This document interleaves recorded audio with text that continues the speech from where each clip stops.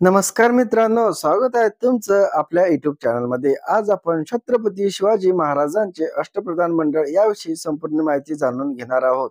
छत्रपती शिवाजी महाराजांच्या अष्टप्रधान मंडळामध्ये कोण कोण होते आणि त्यांचे कार्य काय होते याबद्दल आपण आज संपूर्ण माहिती बघणार आहोत. तर चला सुरुवात करूया. सर्वप्रथम पद आहे सुमंत.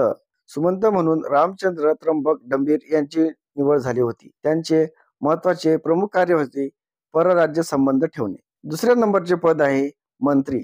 मंत्री म्हणून दत्ताजी त्र्यंबक वाकनीस यांची नेमणूक झाली होती. त्यांचे प्रमुख कार्य होते पत्र व्यवहार करणे. तिसरे पद आहे सचिव.